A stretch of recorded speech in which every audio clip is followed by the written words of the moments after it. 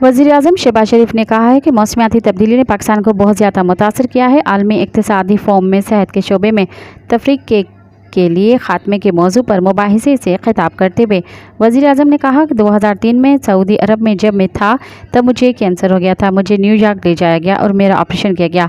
तब मुझे हज़ारों डॉलर देकर इलाज करवाना पड़ा था। उस वक्त मैंने सोचा कि मेरे मुल्क के कितने लोग इस तरह का इलाज करवाने के काबिल हैं। वज़ीर-ए-आज़म ने कहा कि फिर मैं पाकिस्तान आया और वज़ीर आला पंजाब मुंतखब हुआ।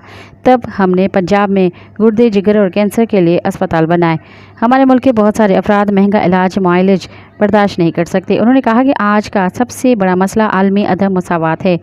कोविड ने इसको मज़ीद उजागर कर दिया। उसके अलावा मौसमियाती तब्दीली ने करह अर्ज़ के नक्शे को मुकम्मल तौर पर तब्दील कर दिया है। मज़ीद ख़बरनि ऐं तफ़सीलात लाइ विज़िट कयो असांजी वेबसाइट www.awamiNewsHD.com ऐं ॾिसंदा रहो अवामी न्यूज़ HD।